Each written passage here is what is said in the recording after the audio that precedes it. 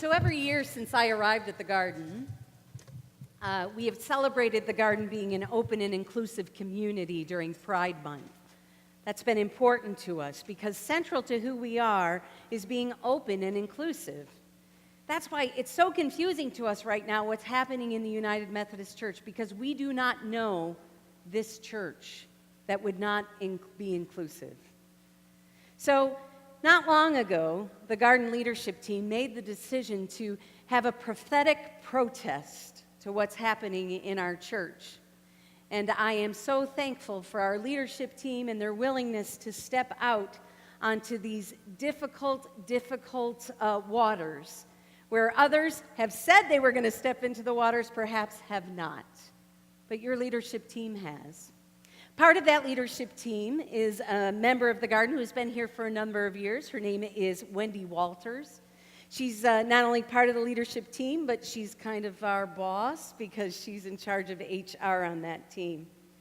When the Garden took the step to step out and to protest against what was happening in the church, Wendy sent us a note that I have to say is probably one of the most profound emails I have ever received about how touched she was by the decision that was made.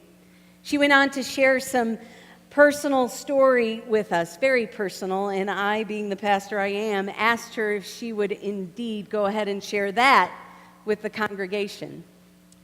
She said she needed time, and so I gave her time, and as we gave her some time and we all prayed about it, the decision was made that she would share her story, but via video. So today, we're going to share in a message from a gardener. So we've heard from the mayor about the Indianapolis being an open, inclusive community. You've heard from me. Now you get to hear from one of your fellow gardeners. So with that in mind, I'm going to pray, and I'm going to pray that God will indeed use this time now to open our hearts to the task before us. Will you pray with me? God of grace and love, you have said, it has been said, that you can't help but love someone once you've heard their story. We are thankful today for the stories that we have heard, for the stories that we know are out there, for the story of living life as who you have called us to be. Be with us now as we open our hearts to one of our own and we share in story. Amen. Hi, everybody. My name is Wendy Walters, and I'm happy to be talking with you today. As Gay Pride Week approaches, Carolyn had actually asked me if I would take some time and share some of my personal story with you, which I'm happy to do.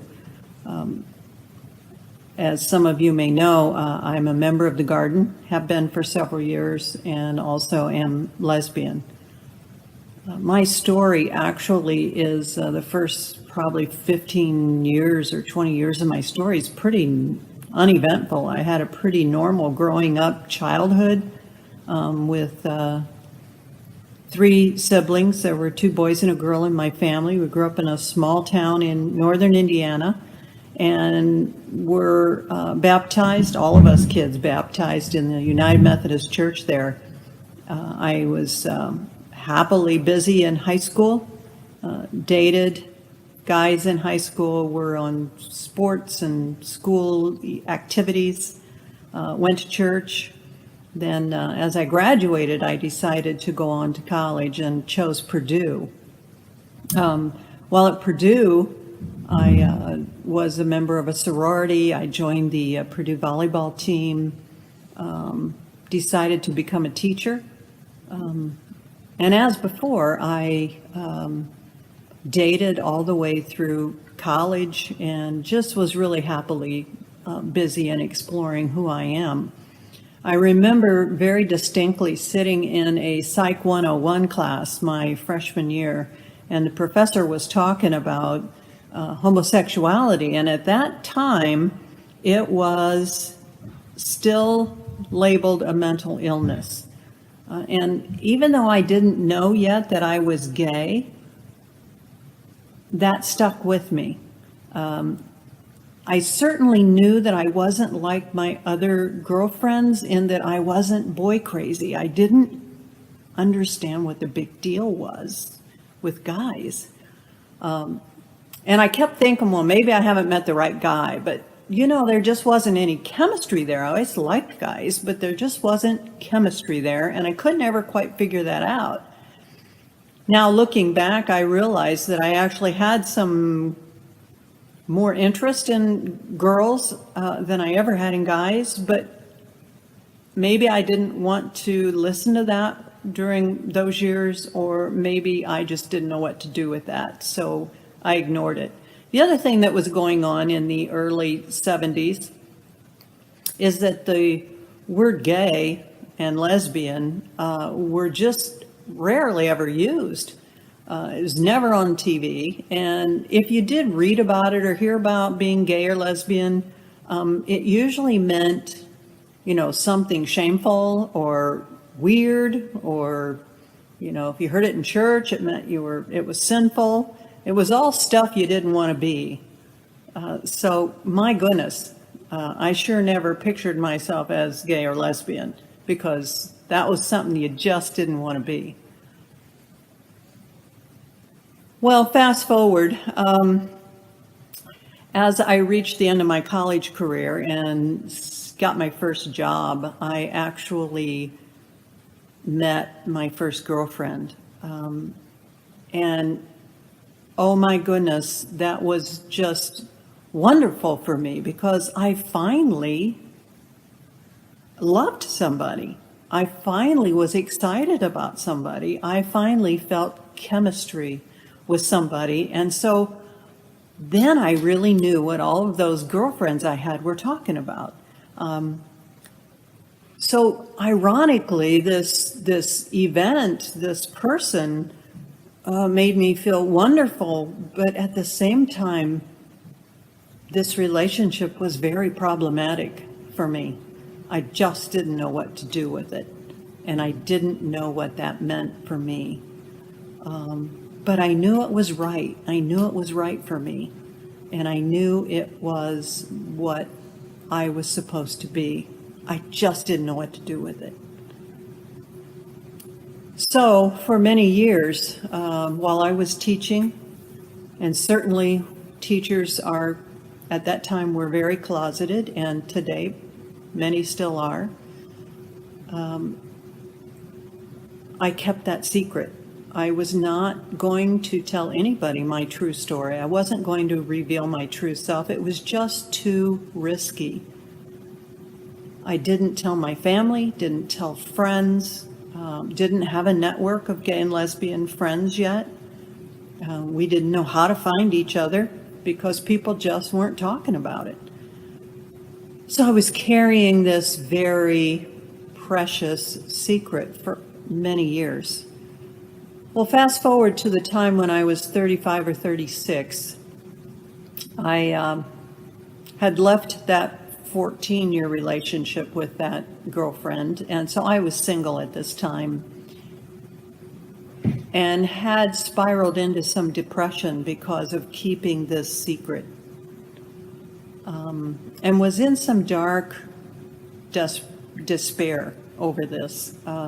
One afternoon I was home, and it must have been a weekend because I was alone, and I was really struggling with what to do with myself and my secret. And I was crying, and I had been pleading to God to show me, show me what was right. Show me what was wrong. Just show me something. Talk to me. Tell me. Show me the way. I knew at that time there were 3 beings that I needed to find peace with and acceptance with, and that was my mom and my dad and my God. And this one afternoon, I was just troubled by all of that. And I had been crying, and I ended up in like a heap on my floor, I remember. And I was laying there, and I was quiet, and I was spent. And out of nowhere, I heard in my head a voice. And the voice simply said, and very clearly said to me, I made you just as you are. And that was it. And I thought, my goodness, that had to be God. That had to be God. Finally speaking to me, and I am okay. He made me his divine creation. He made me according to his perfect plan. And I'm just as okay as anybody else out there. I was just so relieved and so thrilled. And the wonderful thing is, from that moment, I was able to finally start going forward into the light. I had conversation, although it was very difficult, with my parents. We have since worked through that. Conversations with my siblings, co-workers, and all of my employers since then. I have decided that I needed to quit compromising myself and live my truth. During those 25 years, I did not attend church. I knew in my heart and in my mind that the Methodist Church, or indeed any church that I could think of, really wouldn't know what to do with me.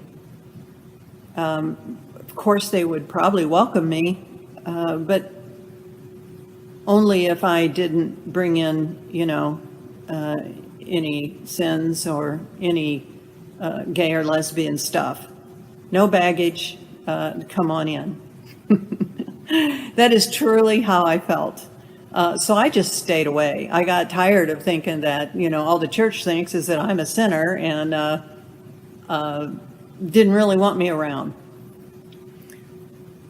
Well, thankfully, probably 20 years ago, I decided that I really needed, part of my goal was to get back to church. And so I stepped into St. Luke's.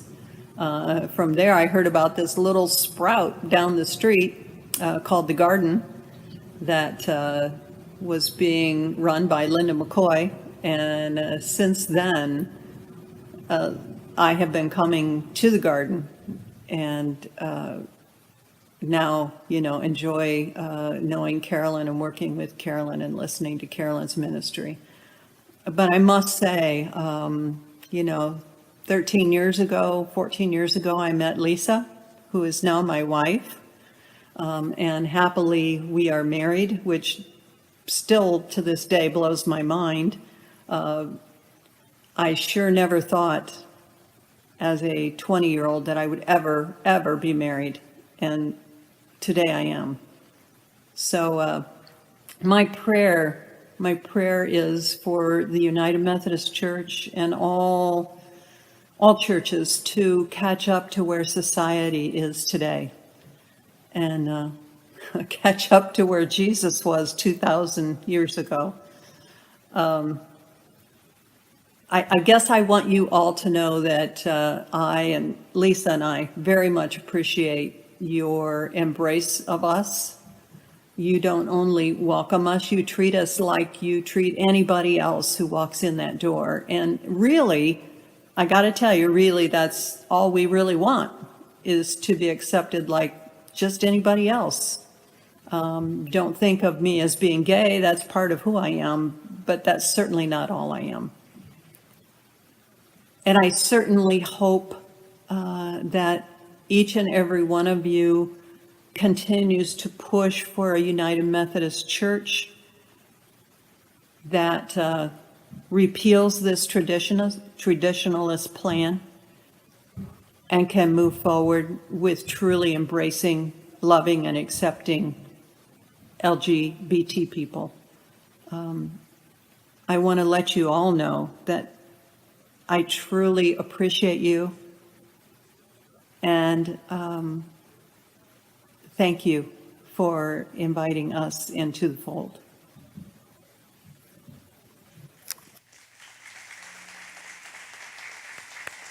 He's up there.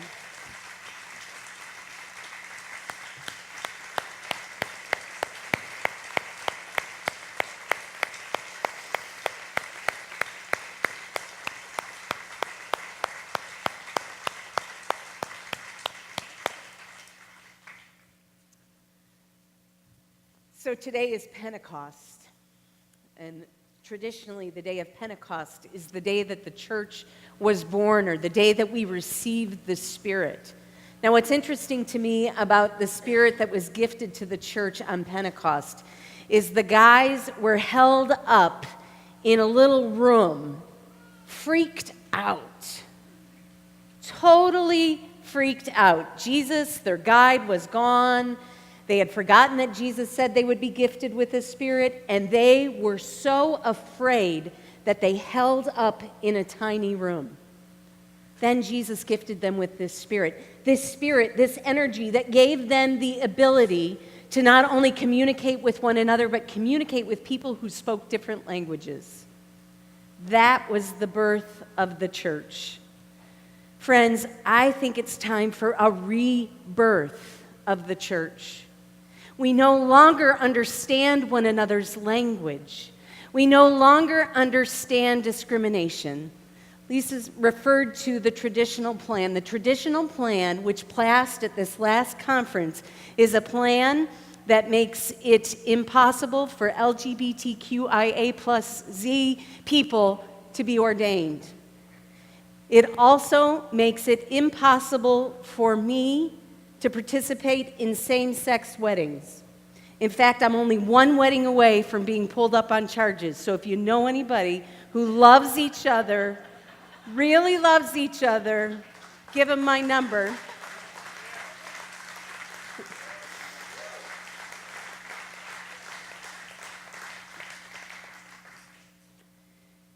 The garden has been gifted with a special spirit from our inception. Now is not the time to back off. Now is not the time to say things are okay, because they are not. The church is confused and speaking a language that no longer works. So we must continue to stand strong. We must continue to make our presence known in this world. And the only way we're going to do that is through you and through me. The only way we're going to do that is to put ourselves in places like we did yesterday, where we're inviting topless people to church. It was a beautiful day yesterday to be with people who need to know they're loved and cared for, and expressing themselves in a variety of different ways.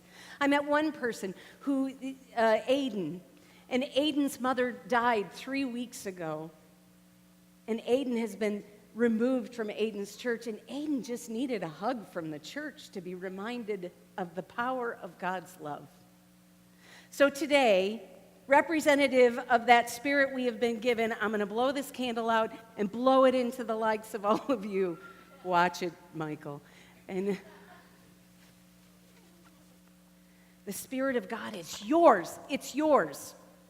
Now go forth and transform this world with that Spirit. Let all of God's children know that they are loved without condition, and that we're all family.